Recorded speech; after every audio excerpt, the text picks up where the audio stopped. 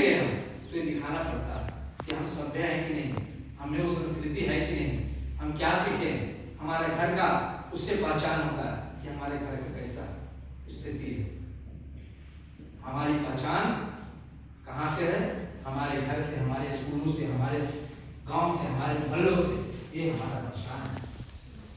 और यही सभ्यता और यही संस्कृति। और इसका उपयोग बहुत कम होता है, लोग नहीं बोलते हैं, लेकिन जीवन में प्रत्येक क्षण इसका उपयोग होता है, प्रत्येक समय इसका उपयोग होता है, जो देखने को मिलता है। इन दो शब्दों के साथ जब अनेक विशेषण लग जाते हैं, उदाहरण के लिए जैसे बौद्धिक सभ्यता और आध्यात्मिक सभ्यता, तब दोनों शब्दों का जो थोड़ा बहुत समझ में आया रहता वह गलत सलत हो जाता है। यहाँ लेकर बताना चाहते हैं इन दो शब्दों के साथ जब अनेक विशेषण लग जाते हैं, उदाहरण के लिए जैसे भौतिक सभ्यता, आध्यात्मिक सभ्यता, है क्या? आध्यात्मिक एक अलग चीज है, भौतिक अलग चीज है। भौतिक क्या है? इसको हम जला रहे हैं, स्विच दिए बल्ब जल गया, भौतिक क्रिया है। आध्यात्मिक दिखाई नहीं देता है, एक क्रिया हुआ, बल्ब जल गया, वो दिखाई दे रहा है? नहीं दिखाई दे रहा है। वो समझो आध्यात्मिक कहा जाता है, लोग करते, विद्वान लोग करते हैं, जहां से साइंस खत्म होता है वहां से आध्यात्मिक स्टार्ट होता है। वो बहुत ऊंचा सोच है। कहा गया है जहां न जाए रवि वहां जाए कवि।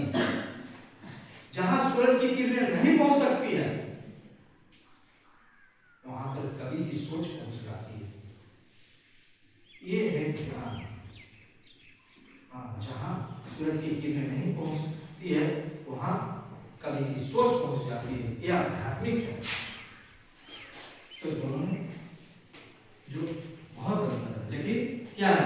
उदाहरण के लिए जैसे भौतिक सभ्यता और आध्यात्मिक सभ्यता, तब दोनों शब्दों का जो थोड़ा बहुत अर्थ समझ में आया रहता है वह भी गलत सलत हो जाता है। कैसे? क्या यह एक ही चीज है अथवा दो वस्तुएं? क्या यह एक ही चीज है या दो वस्तुएं? यदि दो हैं तो दोनों में ज्ञान अंतर है। हम इसे अपने तरीके पर समझने की कोशिश करेंगे कि दोनों में अंतर है। जैसा कि मैंने अभी बताया, वो मेरा दिमाग का उपज था, मैंने कुछ सीखा के को बताया।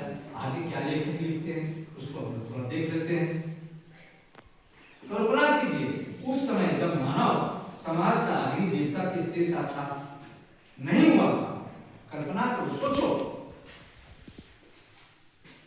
सोचो कि जिस समय मानव समाज का, मानव तो हम आज हैं, आज के पहले भी मानव था, आदि मानव था कि नहीं था? उसी के लिए वंशज हम हैं। तो सोचो, कल्पना करो, ये सोचने के लिए तुमको कहता है। अभी सोचो उस समय जिस समय अग्नि का प्रकाश नहीं हुआ, जिस समय मनुष्य के दिमाग में, कल्पना कीजिए उस समय जब मानव, कल्पना कीजिए उस समय जब मानव समाज का अग्नि देवता से साक्षात नहीं हुआ था। आज तो घर घर चूल्हा जलता है। जिस आदमी ने पहले पहाड़ आग का आविष्कार किया होगा वह कितना बड़ा आविष्कार करता होगा। सोचो, वह व्यक्ति किसी न किसी आग का आविष्कार किया होगा। पहले मनुष्य कच्चा मांस खाता था, जंगल में जाता था, किसी जानवर को मारा, किसी और खाता था, और जब उसको भून के खाने लगा, आग जलाकर उसको पका के खाने लगा, उसमें क्या स्वाद आया होगा? वो आग का कैसे खोज किया होगा? यही तो खोज करना है। तुम्हें भी नया चीज खोज करना है, कुछ नया ऐसा करो। वह व्यक्ति कैसा होगा? वह भी तो एडवांस का ही होगा।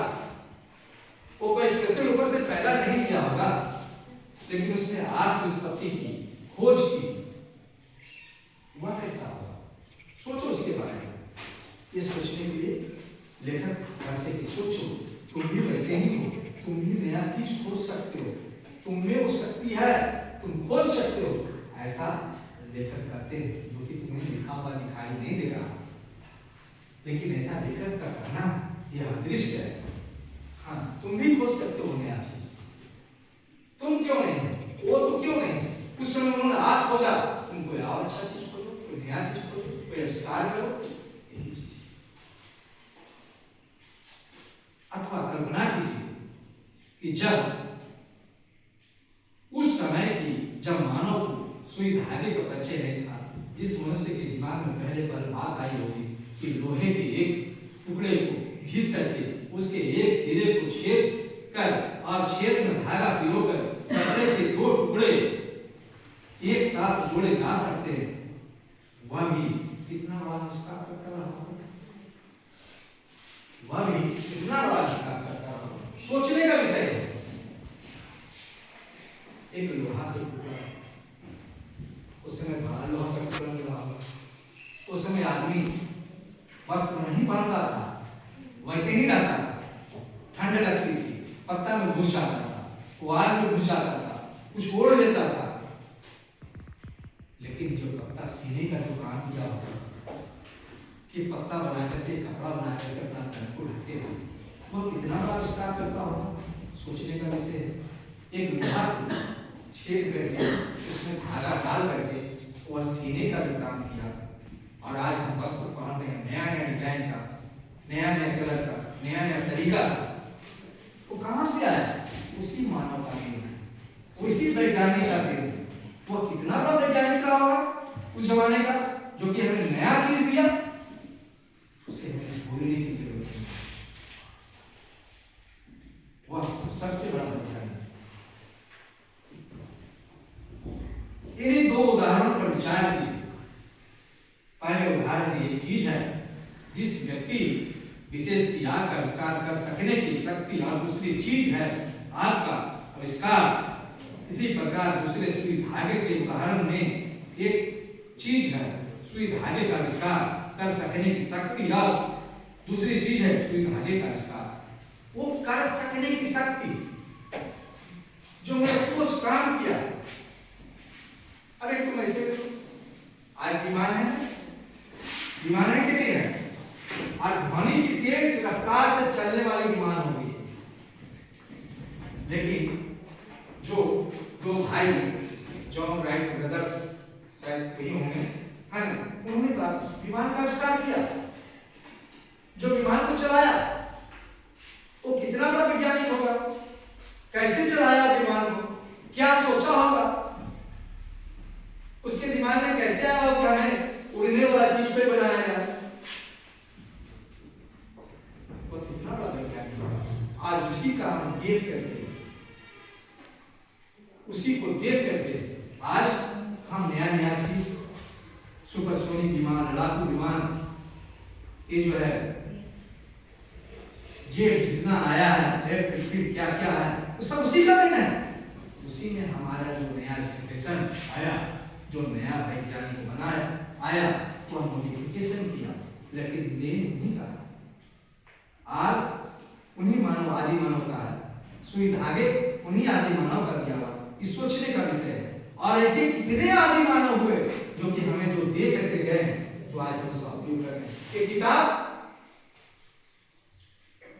जिसको हम पढ़ रहे हैं, संस्कृति, इसका अक्षर तो देखो, स है, क है, क से लेकर के य तक का वर्णमाला, अ से लेकर के अ तक का जो वर्णमाला है, वो किसी ने तो बनाया होगा।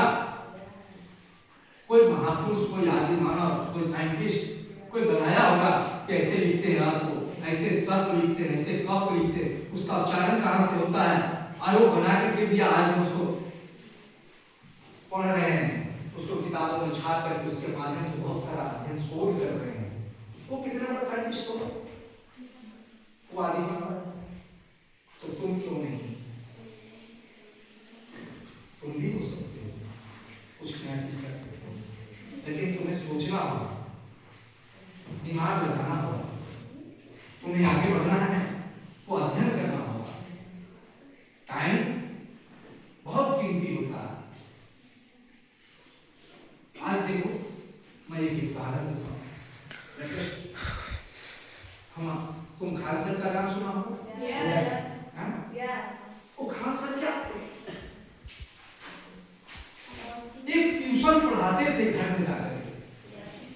लेकिन आज विश्व में शिक्षक बने, विश्व पटल पर उनका नाम है। और देश के लिए ही नहीं, विदेशों के लिए, विश्व के लिए बहुत सारा कार्य करते हैं। घर बैठे पटना में रह करके विश्व के छात्रों को पढ़ा रहे हैं और उसको आगे बढ़ा रहे हैं। उनका पढ़ाया हुआ IAS IPS, IAS तो नहीं है शायद, लेकिन IP ये तो हमारा जो स्टेट लेवल का जो भी है DSP वगैरह है, हो सकता है IAS भी होगा, मुझे पता नहीं है, लेकिन उसकी संख्या 1-2 हो सकती है, कुछ भी हो सकती है, लेकिन DSP वगैरह या स्टेट के जो पदाधिकारी हैं बहुत है। एक खान सर कितने को पैदा करें, कितना आगे एक खान सर को सभी को होना चाहिए। अगर सभी ऐसे हो जाए तो जो देश की समस्या है, समस्या नाम की चीज ही नहीं है, उनके जैसा सभी को होना चाहिए। और आने वाला पीढ़ी तुम्हारा, आने वाले तुम नए पीढ़ी हो, आने वाला दिन तुम्हारा, तुम नए पीढ़ी हो, तुम्हें बनने की जरूरत है। जब तुम बनोगे तभी हमारा यह समाज, तभी हमारा यह घर, तभी हमारा यह देश आगे बढ़ेगा। अन्यथा पढ़ाई करो, तुम ही बढ़ा सकते हो। तुम नया जनरेशन हो, तुम्हारे पिताजी नहीं बढ़ा सकते, जितना बढ़ाना था बढ़ा लिए, हमें जितना बढ़ाना था बढ़ा लिए, अब बढ़ना तुम्हें। आने वाला दिन तुम्हारा है, तुम नया जनरेशन के हो, तुम्हें सीखना है और हमसे भी आगे बढ़ करके जाना है। तो बढ़ेगा कैसे? जब तुम सोचेगा, कल्पना करेगा, विचार करेगा, तभी तुम आगे बढ़ सकते हो। समय को बर्बाद नहीं करेगा तभी तुम आगे बढ़ सकते हो। और समय एक ऐसा चीज है जो समय को बर्बाद किया है, समय उसको कहीं का नहीं छोड़ा, वो इस तरह से बर्बाद करेगा नहीं, आने वाले दिन में कहीं का नहीं रहेगा। समय को ताकत है। आज का समय बहुत कीमती है, आज का समय फिर आने वाला नहीं है। जो आज मैं पढ़ा रहा हूँ, आज का जो समय है, अभी का जो समय दोबारा नहीं आएगा। अगर आएगा भी तो यहाँ का बहुत सा चीज परिवर्तित हो गया, यहाँ का रूप का नहीं रहेगा। तुम इस स्टाइल में बैठे हो, इस स्टाइल में नहीं बैठे रहोगे, यहाँ पर तुम्हारे साथ नए रहेंगे, कुछ पुराने नहीं रहेंगे, ये चेंज हो जाएगा। तो समय को पकड़ करके चलना है, समय को जो पकड़ा है, समय का जो सदुपयोग किया है, वो निश्चित रूप से आगे बढ़ा है। और यही जो 10% लड़के हैं जो वहां पहुंचते हैं, तो समय को पकड़ करके चले। अभी तुम मैट्रिक में हो, अभी तुम्हारा एग्जाम आने वाला है, और अभी तुम समय को पकड़ करके चलेगा, तुम्हारा रिजल्ट बहुत अच्छा बनेगा। लेकिन समय को इधर उधर जाया करेगा, रिजल्ट अच्छा हो सकता है, लेकिन अपने आप में तुम बोल नहीं हो, मजबूत नहीं हो। लेकिन जो पढ़ करके जो अधिक नंबर उठाएगा वो, आगे कैसे अधिक नंबर उठाएगा वो, दोनों में आसमान में फर्क पड़ेगा। ये समय है, जो भी 2 महीना बचा हुआ है, इस 2 महीना का सदुपयोग करो। यही तुम्हारी जिंदगी को परिवर्तित करेगा, यही तुम्हारी जिंदगी को बनाएगा। आगे मैट्रिक बेस होता है, इस पर तुम जितना ऊंचा बिल्डिंग ले जा सकते हो, जितना पिलर बना सकते हो, अन्यथा नहीं।